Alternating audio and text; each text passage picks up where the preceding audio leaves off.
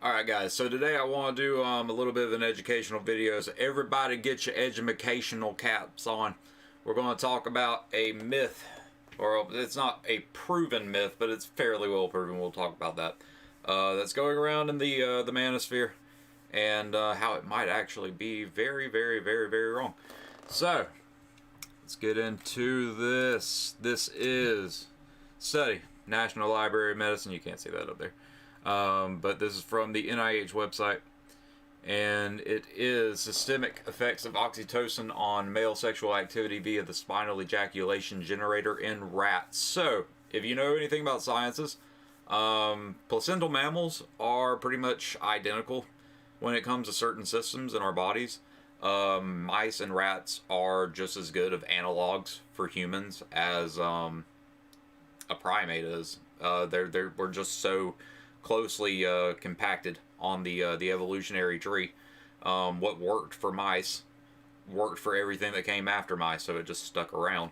So in this study, it's going through what oxytocin does in males, and there is a myth that goes around the manosphere, the red pill groups, that says that males don't produce oxytocin during sex. So it doesn't affect bonding, whereas women do release oxytocin when they orgasm, so it does affect bonding, which is true. Women do release oxytocin when they orgasm, and it does lead to bonding, to partner bonding. If you do it too many times, it becomes a problem, but that's not the purpose of this video. But in this paper, which is a long one, I'll have it linked, and go ahead and go take a look at all of the things, read all of the stats, check the references and everything. I spent a couple of days trying to get this video ready. Link's going to be in the description below if you want to go check all of that stuff out. But it talks about how we might have just been looking in the wrong place when we were comparing the two. So oxytocin is not absent in males when it comes to sexual activity. In fact, based on this study, we actually produce very similar levels of oxytocin that females do when they orgasm. It's just in a different system. We never thought to look over here, because we found it over here in female systems, and then we looked in the same place in male systems to see if it was there, and we didn't find it, and we just concluded that males don't have oxytocin responses to sex. But that's not true, because like I said, in this paper it goes through, like I said, you can go through and read all of this if you want to.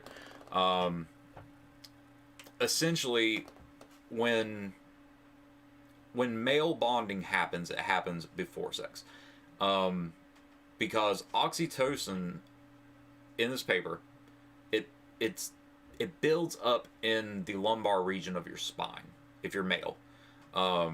And this happens before sex. It typically has to. We have a visual override evolutionarily that will produce the oxytocin without the foreplay, essentially, of a time, attention, affection, which is what males bond over. But according to this paper, when we're doing that, when you're just sitting on the couch with a girl, you're just Netflixing and chilling. Your body is building up oxytocin in the lumbar region of your spine, and once that oxytocin level gets to a high enough level, and they don't understand this part yet. This is still unfigured science beyond this, but something happens with the oxytocin in the nerve cluster at the lumbar region of your spine that causes erection. So we already have this massive amount of oxytocin in our body by the time we have an erection. Like, we already have the same amount of oxytocin built up in our spine that a woman releases during an orgasm.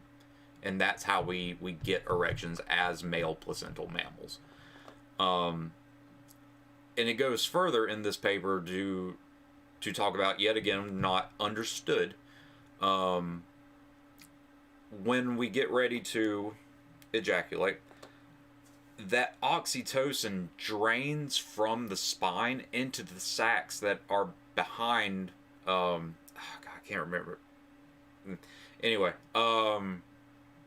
it builds up behind these sacs, and that triggers the release of ejaculate.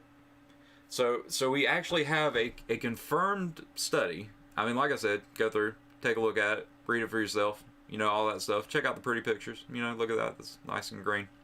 But yeah, there's a lot of really good information in here. It even goes into how oxytocin is part of the male immune system, which is really cool. But we have this study, and it doesn't confirm that male humans do this because we haven't tested it on male humans. But mice and rats are very, very accurate analogs for humans. They're accurate analogs for almost every placental mammal. So it really does appear like we actually do have a release of oxytocin that is at least comparable to the amount of oxytocin that a woman releases during an orgasm. The difference being that a woman releases oxytocin once she has achieved something in sex, and that affects bonding. Whereas with males, bonding leads to the oxytocin release. It's the other way around. It's like exact opposites. It's exact opposites. And this is why you can't be like, oh, well, men and women are equal. No, we're not. We are literally not the same freaking creatures, man. Like, I'm sorry, I had a little bit of breakfast there. but yeah, women have the orgasm and then they release the oxytocin. That causes bonding, whereas males have bonding, which causes oxytocin, which causes an orgasm. It's literally the exact opposite. Like, actually, that's beautiful. That's beautiful because that means we're palindromic creatures, not just dichotomous. We're palindromic. Everything hinges at the orgasm. That's beautiful. Now the thing about it, that's poetic. That's symmetry. That's sacred. That's sacred geometry, I think. But yeah, I wanted to dispel this myth because like this study came out when? It's March of last year, so everybody was losing their minds over Modelo sickness, and this stuff just, there are probably so many studies that came out over the past 3 years that were just revolutionary, and we just all missed them because we were worried about Modelo sickness.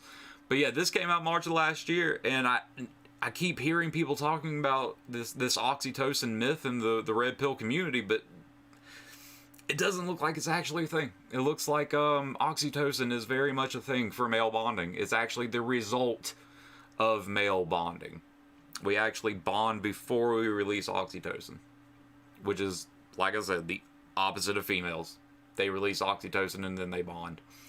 And it all hinges around the orgasm. But yeah, I hope you guys found this informative. And yeah, don't repeat this myth anymore. Now you know better. You know better now. Go forth, oh fantastic kings, and spread the good news. Oxytocin is actually part of our systems too. Until next time, I love you all.